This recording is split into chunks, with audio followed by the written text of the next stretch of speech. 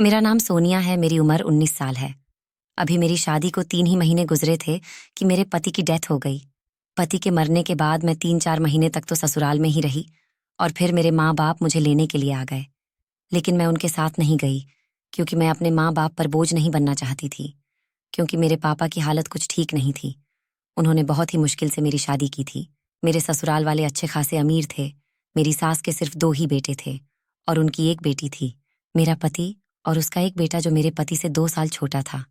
मेरे पति के मरने के बाद मैं चाहती थी कि मेरी सास मेरी शादी मेरे देवर के साथ कर दें। इसलिए मैं उनका दिल जीतने की बहुत कोशिश करती।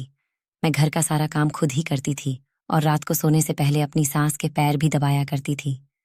मुझसे जितना भी हो सकता था, मैं अपनी सास की सेवा करती थी और उन्हें कभी भी शिकायत का कोई मौका नहीं देती थी, क्योंकि मैं चाहती थी कि वह एक बार फिर से मुझे अपनी बहू बना ले। मेरी एक नंद थी, जो शादीशुदा थी। वो बहुत ही कम हमारे घर आया करती थी, क्योंकि मेरी सास ने उसकी शादी भी एक बहुत ही अमीर घर में की थी। इसलिए वह अपने ससुराल में ज्यादातर रहना पसंद करती थी। उसके घर में तो हमारे घर से भी ज्यादा ऐशो आराम मौजूद थे और वह अपनी ससुराल में बहुत ही खुशी-खुशी जिंदगी गुजर रही थी। लेकिन मेरी ननद जब भी आती थी, मैं उसकी बहुत ही अच्छे से खातिरदारी करती थी, उसकी पसंद के सारे खाने बनाती थी और उसके बच्चों का भी बहुत ख्याल रखती थी। इस बात से भी मेरी सास बहुत ही खुश हुआ करती थी। मेरी सास मुझे पसंद तो शादी के पहले दिन से ही करती थी। मैं भी उनके साथ बहुत अच्छा व्यवहार रखती थी और मुझे ढेर सारा आशीर्वाद दिया करती थी और कहती कि मेरा आशीर्वाद तुम्हारे साथ है, भगवान तुम्हें हमेशा सुखी रखें। मैं तो भगवान से प्रार्थना करती हूँ कि मेरी दूसरी बहू भी मुझे अच्छी मिल जाए, जितनी अच्छी तुम हो। और मुझसे कहती थी कि तुम मेरे लिए बिल्कुल मेरी बेटी की तरह हो। तुम जिस तरह मेरी सेवा करती हो, इस तरह तो कोई बेटी भी अपनी माँ की सेवा नहीं कर सकती। मैं अपनी सास का किसी तरह भी दिल जीतना चाहती थी, क्योंकि हमारे घर में सिर्फ मेरी सास की ही हुकूमत चलती थी। हर चीज उनके कहने पर ही होती थी। उनकी मर्जी के बिना तो घर में पत्ता भी नहीं हिल सकता था। अगर कोई बात उनको बुरी लग जाती थी, तो फिर इस घर में उसका नाम भी कोई नहीं लेता था, क्योंकि मेरी सास बहुत ही सख्त मिजाज की औरत थी और हमारे घर में तो उनकी मर्जी के बगैर परिंदा भी अपना पर नहीं मार सकता था। मेरी सास मुझसे बहुत ज्यादा खुश थी। इसीलिए मुझे विश्वास हो गया था कि वह मेरे देवर के साथ मेरी शादी कर देगी। मेरा देवर, जो कि अमेरिका में डॉक्टर की पढ़ाई कर रहा था, उसके वापस आने में सिर्फ 3 महीने रह गए थे और मैं दिल ही दिल में बहुत ज्यादा खुश हो रही थी कि एक बार फिर से यह घर अब मेरा हो जाएगा और मैं इस घर की मालकिन बन जाऊंगी, क्योंकि मैं अपनी पूरी जिंदगी गरीबी में गुजार कर आई थी और यहाँ आकर मुझे पता चला था कि जिंदगी के ऐशो आराम क्या होते हैं और अब मैं ऐश आराम अपने हाथों से गंवाना नहीं चाहती थी। मेरा ससुराल बहुत ज्यादा अमीर था। मेरे ससुर के पास बहुत सारी जमीन थी जो उन्हें अपने बाप दादाओं से विरासत में मिली थी। ये लोग खानदानी अमीर थे। मेरा देवर भी दिखने में काफी खूबसूरत स्मार्ट था। अगर मैं अपने माँ बाप के घर चली भी जाती, तो फिर पूरी जिंदगी अकेले कैसे काटती। मुझ जैसी गरीब ऊपर से विधवा लड़की से कौन शादी करता। इसीलिए मेरी पूरी कोशिश थी कि मेरी सास मेरी शादी अपने दूसरे बेटे के साथ करवा दे। मैंने भी क्या किस्मत पाई थी, जब मेरी शादी हुई थी तो मैं बहुत खुश थी कि मेरी शादी एक पैसे वाले घराने में हो रही है। अब तक मैं हर चीज के लिए तरस कर जी रही थी, अब मुझे तरस कर जिंदगी नहीं गुजारनी पड़ेगी। लेकिन भगवान ने मेरी यह खुशियां भी 3 महीने के अंदर छीन ली। 3 महीने में विधवा हो गई थी। मैं चाहती थी कि देवर से शादी हो जाए और मैं इसी घर में ऐशो आराम के साथ रहती रहूं और अपनी सास की तरह पूरे घर पर अपना रौब जमाना चाहती थी। और मुझे पता था कि यह तभी हो सकता है जब मेरा देवर मुझसे शादी करेगा, क्योंकि मेरी सास अपने इस बेटे का बहुत कहना मानती थी और अपने छोटे बेटे का हर बात में सलाह मशवरा भी लेती थी। मेरे पति बचपन से ही बीमार रहते थे और बचपन की यह कमजोरी उनके शरीर से जवानी तक नहीं निकली थी। वह दिखने में काफी दुबले पतले सांवले रंग के थे। इसीलिए तो मेरी जैसी गरीब लड़की की शादी इतने अमीर परिवार में हो गई थी। लेकिन मैं फिर भी अपने पति के साथ खुशी खुशी जिंदगी गुजार सकती थी। लेकिन मेरे पति ने मेरा साथ नहीं दिया और मुझे छोड़कर भगवान को प्यारे हो गए। हम भले ही गरीब लोग थे, लेकिन अगर मेरे पापा को पता चल जाता कि मेरे पति को कोई बीमारी है, वह बचपन से ही बीमार रहते हैं, तो मेरे पापा कभी भी अपनी बेटी का रिश्ता इस घर में नहीं करते। मेरे पापा को इस बात की बिल्कुल भी जानकारी नहीं थी, इसलिए मेरी सास ने मेरे पापा से मेरा रिश्ता मांग लिया था और इस तरह से मैं इस घर में आ गई थी। पर होनी को कौन टाल सकता है। मेरी शादी को अभी 3 ही महीने गुजरे थे कि मेरे पति की तबीयत अचानक ही खराब हो गई।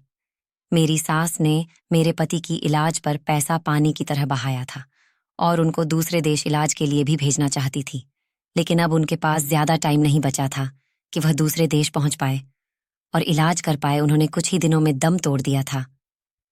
अपने पति के मरने के बाद मैं 1 साल तक अपने सास ससुर और नंद की सेवा करती रही। पूरे घर को अच्छे से संभाला हुआ था। पर उस दिन मुझे बहुत दुख हुआ जब मेरी सास ने कहा कि मैं अपने छोटे बेटे के लिए लड़की ढूंढ रही हूं, अब मैं उसकी शादी करना चाहती हूं। मैं दिल ही दिल में यह सोच रही थी कि मैं जो दिन रात उनके आगे नौकरानी बनी फिरती रहती हूँ, उनकी सेवा करती रहती हूँ, तो शायद मेरी सेवा से खुश होकर मेरी सास मुझे अपने छोटे बेटे की बहू बना लेंगे। लेकिन मेरी सारी मेहनत और उम्मीद पर पानी फिर जाएगा, ऐसा मैंने कभी नहीं सोचा था। मैं यह हरगिज नहीं होने देना चाहती थी। एक दिन मैं और मेरी सास एक बहुत ही पहुंचे हुए बाबा के पास गए थे। मेरी सास तो न जाने कब से इन बाबा के पास आ रही थी। वह हर सोमवार को बाबा के पास आती थी और उनका आशीर्वाद लेती थी। हम जैसे ही वहां पहुंचे तो वहां पर एक नौजवान लड़की भिखारियों की लाइन में बैठी हुई थी, जो कि अंधी थी। उसे देखकर मेरी सास को शायद उस पर दया आ गई थी और इसीलिए उसके पास जाकर बैठ गई और उसे पूछने लगी कि तुम्हारे साथ कोई हादसा हो गया है, तुम यहाँ पर क्या कर रही हो और तुम कहाँ रहती हो। मेरी सास इस तरह से बातें कर रही थी उसके साथ, जैसे वो उसको बहुत ही पहले से जानती हो। मैं इस बात पर हैरान हो रही थी कि मेरी सास एक भिखारन के साथ कैसे जाकर बैठ गई है और वह किस तरह उसे जानती है। मेरी सास उसको देखकर उससे माफी भी मांग रही थी। उससे कह रही थी कि बेटा, मुझे माफ कर दो, तुम मेरे साथ मेरे घर चलो। वह अंधी लड़की बहुत ही गुस्से में लग रही थी। वह मेरी सास से कहने लगी कि मैं आपके साथ हरगिज नहीं जाऊंगी। मेरे साथ जो कुछ भी हुआ है वह आपकी ही तो वजह से हुआ है और इसके लिए मैं आपको कभी भी माफ नहीं करूंगी। मेरी सास अब रो रो कर उसे माफिया मांग रही थी और उसको यह भी कह रही थी कि जैसा तुम चाहती थी अब बिल्कुल वैसा ही होगा। तुम्हारे दिल की इच्छा, तुम्हारी तमन्ना पूरी हो जाएगी, बस तुम सिर्फ मेरे साथ चलो। मेरी सास अंधी भिखारन को अपने घर लेकर आ गई। मैंने जब अपनी सास से ये सवाल किया कि मम्मी जी, आप उस भिखारन को अपने साथ घर क्यों लेकर आई हैं, आखिर ये लड़की कौन है, तो मेरी सास ने मुझे सिर्फ इतना ही बताया कि मैं इसकी शादी अपने छोटे बेटे से करूंगी। मेरे सास की यह बात सुनकर मेरे पैरों तले से तो जमीन ही निकल गई, क्योंकि मैंने तो जितने सपने देखे थे वह मेरे सारे सपने चकनाचूर होते नजर आ रहे थे। मेरी सास ने मुझे यह बात बताकर मुझे चुप रहने का इशारा कर दिया कि अब आगे मुझे कोई सवाल मत करना। मुझे अपनी सास की इस बात पर बहुत ज्यादा हैरत हो रही थी कि वह एक अंधी लड़की से, जो कि भिखारन है, अपने डॉक्टर बेटे की शादी कैसे कर सकती हैं। और मुझे यह भी लग रहा था कि मेरा देवर तो उसे देखकर उसी वक्त ठुकरा देगा, क्योंकि वह अमेरिका में पढ़ता था और उसकी पसंद भी बहुत हाई फाई होगी। ये भिखारन तो उसकी पसंद बिल्कुल भी नहीं हो सकती। वह एक अंधी भिखारन लड़की से शादी कैसे करेगा। मुझे तो अपनी सास की सोच पर हैरत हो रही थी। और फिर कुछ ही दिनों में मेरा देवर वापस आ गया और मेरी सास ने शादी की तैयारी शुरू कर दी। वो अंधी लड़की अब हमारे ही घर में रह रही थी। मेरी सास ने उसे एक अलग कमरा दे रखा था। वह हम लोगों से कम ही बात करती थी, ज्यादातर अपने कमरे में ही रहती थी। मेरी सास उसके कमरे तक खाना पहुंचा देती थी। मेरी सास ने मेरे देवर को शादी के बारे में बता दिया था। मेरा देवर भी शादी के लिए खुशी खुशी राजी हो गया था। मैं हैरान थी कि भला संदीप शादी के लिए इतनी जल्दी तैयार कैसे हो सकता है, उसे वह अंधी भिखारन कैसे पसंद आ सकती है। फिर मैंने सोचा शायद मेरी सास ने संदीप को यह नहीं बताया होगा कि उन्होंने उसके लिए किस लड़की को चुना है, वह अंधी है। मैं बहुत कोशिश की कि अपने देवर को किसी तरह यह बात बता सकूं कि तुम्हारी माँ ने तुम्हारे लिए अंधी भिखारन लड़की चुनी है। मैं चाह कर भी अपने देवर से यह बात नहीं बता पा रही थी। एक दिन मुझे मौका मिल गया और मैंने संदीप को भड़काने की पूरी कोशिश की कि संदीप, तुम्हारी माँ ने तुम्हारे साथ धोखा किया है, वह तुम्हारी शादी गंदी लड़की से कर देना चाहते हैं। मेरी बात सुनते ही संदीप ने मुझे खाली खाली नजरों से देखा और कहा, भाभी, आप चिंता मत करें, मुझे अपनी माँ पर पूरा भरोसा है, वह मेरे साथ कुछ भी गलत नहीं करेंगे। मैं अपना उतरा मुंह लेकर चुप हो गई। जब शादी का समय हुआ और मेरे देवर ने उस लड़की को देखा तो उसके चेहरे पर ऐसी खुशी चमकने लगी जैसे पता नहीं उसे कौन सी बड़ी खुशी मिल गई हो। वह बहुत ज्यादा खुश हो गया था और उसकी खुशी देखकर मैं हैरान रह गई थी कि आखिर मेरा देवर इतना खुश क्यों है। एक अंधी लड़की उसकी पत्नी बनने जा रही है और फिर भी वह इतना ज्यादा खुश है। मेरी परेशानी किसी भी तरह कम होने का नाम नहीं ले रही थी। मुझे कुछ भी समझ नहीं आ रहा था। और फिर मेरे देवर की शादी उस अंधी लड़की से हो गई और वह मेरी आंखों के सामने ही अपनी पत्नी का हाथ पकड़ के अपने कमरे में चला गया। मेरे सारे सपने जो अब तक मैंने देखे थे वह सब धरे के धरे रह गए। मेरी सास ने मुझे हुक्म दिया कि अपने देवर और देवरानी की सारी जिम्मेदारी अब तुम्हें ही उठानी होगी, क्योंकि वह अंधी है, उसे कुछ भी नजर नहीं आता, इसलिए उसके खाने पीने से लेकर उसके हर काम की जिम्मेदारी अब मैं तुम पर डालती हूँ। मुझे ये बात बिल्कुल भी अच्छी नहीं लगी थी कि मैंने पहले तो अपनी सास की सेवा की इस घर में और फिर मेरी सास ने मुझे देवरानी की नौकरी पर लगा दिया था। मैंने हिम्मत करके अपनी सास से बात करने का फैसला कर लिया और फिर मैं उनके कमरे में चली गई। मैं सास से पूछा कि आपने मेरे बारे में आखिर क्या क्या सोचा है? आप कब तक मुझे अपने घर में इस तरह नौकरानी बनाकर रखेंगे? पहले तो सिर्फ आप थीं, अब तो आपने एक अंधी लड़की को भी मेरे सर पर लाकर बिठा दिया है। आप मेरे पति की माँ थीं, इसलिए मैं आपकी सेवा दिलो जान से करती थी, पर मैं उस अंधी भिखारन की नौकरानी नहीं बन सकती। मेरी सास ने मुझसे कहा कि इधर आकर मेरे पास बैठो, मैं तुम्हें बताती हूँ कि वह लड़की कौन है। मुझे मेरी सास अब बिल्कुल भी अच्छी नहीं लग रही थी। मेरा दिल नहीं कर रहा था कि मैं उनके पास जाऊं। मेरा दिल कर रहा था कि इसी समय इस घर को छोड़कर कहीं चली जाऊं, क्योंकि मैं अपने मकसद में नाकाम हो गई थी। मुझे उनकी अब कोई भी बात सुनना गवारा नहीं था, लेकिन मैं मजबूरी में उनके पास जाकर बैठ गई। मेरी सास ने मुझे बताया कि जब संदीप अमेरिका नहीं गया था, ये तब की बात है, ये लड़की जिसका नाम सिखा है हमारे ही मोहल्ले में रहती थी और संदीप उसको पसंद करता था। सिखा भी संदीप को पसंद करती थी। संदीप ने कई बार मुझसे कहा था कि माँ मेरा रिश्ता लेकर सिखा के घर चली जाओ, पर वह लोग हमसे गरीब थे और मैं संदीप का रिश्ता बहुत ही अमीर खानदान में करना चाहती थी, जो कि मेरी टक्कर का होना चाहिए। संदीप ने मुझे बहुत बार कहा, मुझे बहुत समझाया कि इंसान की खुशियों के आगे पैसे का कोई मोल नहीं होता, पर मुझे यह बात समझ में नहीं आती थी। मैं उस लड़की के माँ बाप के घर गई थी और उनको कहा था कि अपनी बेटी को समझाओ कि मेरे बेटे से दूर रहे, वरना आप लोगों के साथ अच्छा नहीं होगा। मैं जानती हूँ कि आपकी नज़र मेरी दौलत पर है, मेरी ज़्यादत पर है, इसलिए आपने अपनी बेटी को मेरे बेटे को फंसाने के लिए बोला है, पर जैसा आप लोग चाहते हैं वैसा बिल्कुल भी नहीं होगा। मैं ऐसा हरगिज़ नहीं होने दूंगी। सिखा की माँ मुझे रो रो कर कह रही थी कि हमने अपनी बेटी को ऐसा कुछ भी नहीं कहा। हम गरीब लोग हैं पर इज्जत वाले हैं। आप यहाँ आकर इस तरह से तमाशा करेंगे तो मोहल्ले में हमारी क्या इज्जत रह जाएगी। भगवान के लिए हम पर दया करें और यहाँ से चले जाएं। उस औरत ने मुझसे कहा था कि मैं आज के बाद अपनी बेटी को आपके बेटे से नहीं मिलने दूंगी। आप निश्चिंत होकर घर जाएं। उस समय जब मैं उनके घर गई और उनको इतनी सारी बातें सुनकर आ रही थीं, तो उनके घर के बाहर काफी लोग जमा हो गए थे और सारे मोहल्ले को ही इस तमाशा के बारे में पता चल गया था। उस लड़की की माँ बेचारी बहुत ही शर्मिंदा हो रही थी और साथ ही साथ रो भी रही थी। जब मैं घर वापस आई तो संदीप मुझसे बात बिल्कुल भी नहीं कर रहा था। मैंने उसको खाना खाने के लिए बुलाया, पर उसने खाना खाने से मना कर दिया। संदीप की यह बेरुखी मुझे बिल्कुल भी सहन नहीं हो रही थी, क्योंकि इससे पहले कभी भी ऐसा नहीं हुआ था कि संदीप मुझसे बात ना करे और मेरी किसी भी बात का जवाब ना दे। संदीप तो मेरा बहुत ही आज्ञाकारी बेटा था, जो मेरी एक आवाज पर ही भागा चला आता था, और यह सब इस वजह से हो रहा था क्योंकि उसको उस लड़की ने फोन करके बता दिया था कि मैं उनके घर गई थी और उसके माँ बाप को पूरे मोहल्ले के सामने बेइज्जत करके आई हूँ।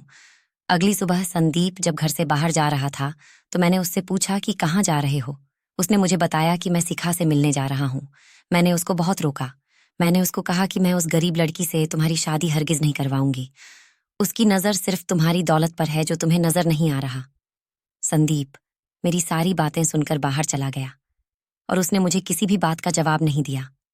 थोड़ी ही देर के बाद जब वह वापस आया तो बहुत ही चिल्ला चिल्ला कर रो रहा था। वह अपने कमरे में चला गया। उसने वहां पर रखी हुई हर चीज तोड़ दी थी। ऐसा लग रहा था जैसे उस पर पागलपन का दौरा पड़ गया है। मैंने उसके कमरे का दरवाजा खटखटाया, पर उसने मुझे जवाब तक नहीं दिया और खुद को कमरे में बंद कर लिया। उसने पूरा दिन खाना नहीं खाया। संदीप का ये हालत मुझसे बिल्कुल भी सहन नहीं हो रही थी, क्योंकि मैं उसकी माँ थी। वह मुझे अपनी जान से ज्यादा प्यारा था। मेरा बड़ा बेटा तो पहले ही बीमार रहता था, पर अब मैं अपना यह बेटा खोना नहीं चाहती थी। मैं कैसे भी करके उस लड़की और उसके परिवार को शहर से निकाल देना चाहती थी, क्योंकि मुझे ऐसा लगता था कि अगर वह लोग यहाँ से चले जाएंगे तो संदीप का संपर्क उस लड़की से खत्म हो जाएगा और इस तरह धीरे धीरे वह उस लड़की को भूल जाएगा और फिर सब कुछ ठीक हो जाएगा। संदीप ने उस दिन खुद को कमरे में बंद रखा था। मैं फिर से उस लड़की के घर चली गई। मैंने उस लड़की के माँ बाप को कहा कि आप लोग इस शहर से कहीं दूर चले जाएं। उसके बदले में आप लोग मुझे जितने भी पैसे लेंगे मैं आपको देने के लिए तैयार हूं।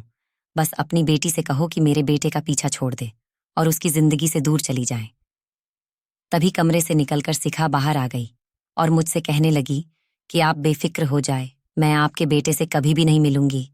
शिखा ने मुझे बताया कि आज भी वह मुझसे मिलने आया था, लेकिन मैंने उसको वापस भेज दिया और उसके साथ अपना रिश्ता हमेशा हमेशा के लिए खत्म कर दिया है। शिखा ने मुझसे कहा कि हमें आपके पैसे हमें नहीं चाहिए। हम तो पहले ही सोच चुके हैं कि हम यह शहर आज रात को ही छोड़कर चले जाएंगे। आपकी बहुत बड़ी कृपा होगी कि आप अपने बेटे को समझाएं कि वह हमारा पीछा ना करे और हमें सुकून की जिंदगी जीने दे। आपका बेटा ही मेरे पीछे पड़ा हुआ था। वह तो हमेशा से ही मुझसे कहता था कि मैं शादी करूंगा तो सिर्फ तुमसे ही करूंगा, पर मैंने उसको कह दिया था कि मैं कभी भी तुमसे शादी नहीं करूंगी, क्योंकि मुझे पता था ऐसा हरगिज नहीं हो सकता, क्योंकि आपकी नज़र में आपका पैसा और पैसे के बल पर बनाई गई ताकत और शोहरत प्यारी है। आपको अपने बेटे की खुशियों से कोई लेना देना नहीं है। मैं जितना संदीप से दूर रहती थी, संदीप उतना ही मेरे पास आने की कोशिश करता, और फिर मेरी यही गलती हुई कि मैं भी धीरे धीरे उसके प्यार में पड़ती चली गई। संदीप ने मुझे समझाया था कि मैं अपनी माँ को मना लूंगा। तुम बिल्कुल भी चिंता मत करो, मेरी माँ मुझे बहुत प्यार करती है और मेरी खुशियों का ख्याल जरूर रखेगी। लेकिन मुझे अफसोस है कि संदीप इतनी बड़ी गलतफहमी में जी रहा था कि उसकी माँ उसकी खुशियों का ख्याल रखेगी। मैंने शिखा से कहा कि मुझे समझाने की या कुछ भी बताने की जरूरत नहीं है, जितना जल्दी हो सके शहर से निकल जाओ। ऐसा कहकर जब मैं घर गई तो संदीप की हालत बिगड़ चुकी थी। मैंने ये सोचा था कि यह सिर्फ कुछ ही दिनों की बात है, धीरे धीरे खुद ही ठीक हो जाएगा और शिखा को भूल जाएगा, पर ऐसा कुछ भी नहीं हुआ था। संदीप की तबीयत दिन ब दिन बिगड़ते ही जा रही थी। उसने खाना पीना बिल्कुल ही बंद कर दिया था और फिर एक दिन तो संदीप बेहोश होकर गिर गया और बेहोशी के आलम में वह शिखा का नाम ही पुकार रहा था। उस दिन मुझे एहसास हुआ कि काश मैं शिखा के साथ उसकी शादी कर देती तो शायद आज मेरे बेटे की यह हालत न होती। उस दिन मेरा बेटा अस्पताल में दाखिल था। जिस दिन संदीप को थोड़ा होश आया, उस दिन मुझे रो रो कर कह रहा था कि मम्मी मुझे शिखा के पास जाना है, भगवान के लिए मुझे शिखा से मिलवा दें, सिर्फ एक बार मुझे उसकी शक्ल दिखा दे, मैं उसके बिना मर जाऊंगा। मैं उससे मिलने की कोशिश करता हूँ, लेकिन वह मुझे खुद ही मिलना नहीं चाहती। मैं उससे मिलने गया था, पर उसने मेरे साथ अपना रिश्ता खत्म कर दिया और पता नहीं मुझे छोड़कर कहाँ चली गई है। अब संदीप को क्या खबर थी कि उसको शहर से मैंने ही निकाल दिया है। संदीप उस दिन की बात कर रहा था जब वह शिखा से मिलने गया था और उसी दिन शिखा ने शहर छोड़ दिया था। मैंने संदीप को समझाया कि बेटा सब ठीक हो जाएगा, जैसे ही तुम ठीक हो जाओगे तो मैं तुम्हारा रिश्ता लेकर उस लड़की के घर चलूंगी। मैं तुमसे वादा करती हूँ कि मैं शिखा की शादी तुम्हारे साथ ही करवाऊंगी। कि अगर आप लोगों को कभी भी शिखा के बारे में कुछ पता चले तो मुझे जरूर बताना। पर अजीब बात थी कि किसी को भी उनके बारे में कुछ पता नहीं था कि आखिर वह लोग गए कहाँ। उसके बाद मैं हर सोमवार को उस बाबा के पास जाती थी। मैं चाहती थी कि किसी तरह शिखा मुझे मिल जाए। मैं रोज बाबा का आशीर्वाद लेती थी और बाबा से कहती थी कि भगवान से प्रार्थना करना कि मेरे बेटे की खुशियां वापस आ जाएं। और फिर भगवान ने मेरी प्रार्थना स्वीकार कर ली। मुझे शिखा वहीं पर बैठी मिल गई। मैं जब उसको वहां पर देखा तो मैं बहुत ही खुश हो गई और उसको अपने घर लेकर आ गई। शिखा ने मुझे बताया था कि जिस रात वह लोग यह शहर छोड़कर यहाँ से जा रहे थे तो उसी रात उनका बहुत ही बड़ा एक्सीडेंट हो गया था और उस एक्सीडेंट में उसके माँ बाप उसे अकेला छोड़कर चले गए थे। माँ बाप के मरने के बाद शिखा बिल्कुल अकेली रह गई थी। उसे एक्सीडेंट में शिखा की दोनों आंखें भी चली गई थीं। ये बात सुनकर मैं भी बहुत रोने लगी, क्योंकि उसके साथ ये सब कुछ मेरी ही वजह से हुआ था। ना मैं उसको इस शहर से छोड़ने के लिए कहती, ना ही इतना बड़ा हादसा उसके साथ होता। और फिर मैंने फैसला कर लिया कि मैं शिखा की शादी संदीप के साथ जरूर करूंगी। संदीप जैसे ही वापस आया तो वह शिखा को देखकर खुश हो गया। संदीप को खुश देखकर मैं भी अब बेफिक्र हो गई थी, क्योंकि मुझे एक पल के लिए भी अपनी जिंदगी में सुकून महसूस नहीं होता था। मेरे पास पैसे की कोई कमी नहीं थी, मेरे पास भगवान का दिया सब कुछ था, लेकिन जब मेरा बेटा ही खुश नहीं रहता तो फिर मैं इस पैसे का क्या करती। और बेटा, मुझे पता है कि तुम्हारे दिल में क्या था, तुम क्या चाहती थी। मैंने भी सोचा था कि अगर मेरे बेटे की जिंदगी में शिखा नहीं होती तो मैं तुम्हें संदीप की पत्नी बना देती, लेकिन मैं मजबूर हूं। मैं वैसा नहीं कर सकती जैसा तुम चाहती थी। तुम मेरी बेटी हो, तुमने जिस तरह से मेरी सेवा की है उसका फल तुम्हें भगवान जरूर देगा। तुम जैसा चाहोगी अब मैं वैसा ही करूंगी। अगर तुम शादी करना चाहती हो तो मुझे बता दो, मैं तुम्हारे लिए अच्छे से अच्छा रिश्ता देखकर तुम्हारी शादी किसी ऊंचे खानदान में कर दूंगी। लेकिन संदीप की खुशियां सिर्फ शिखा के साथ ही हैं। वह तुम्हारे साथ कभी भी खुशी खुशी जिंदगी नहीं गुजार सकता था। मेरी सास ने मुझसे कहा कि मेरे पास जितनी भी दौलत है, मैं अपनी आधी दौलत तुम्हारा नाम कर दूंगी।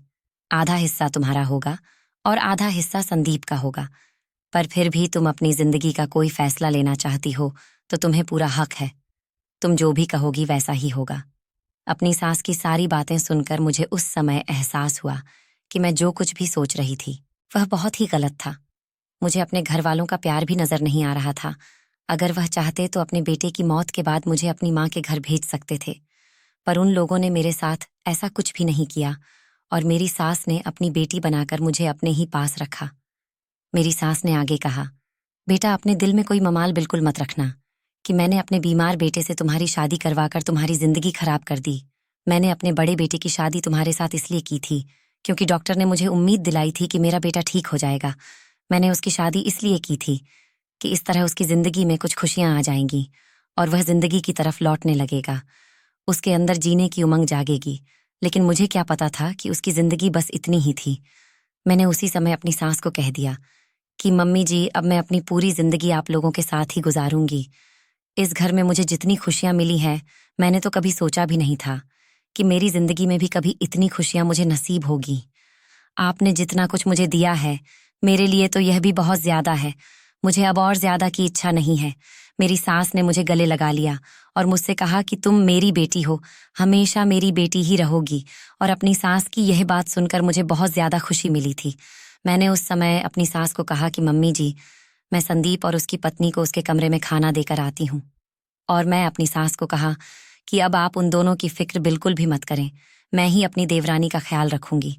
उसकी आंखें नहीं है तो क्या हुआ, मेरे लिए वह मेरी बहन जैसी है।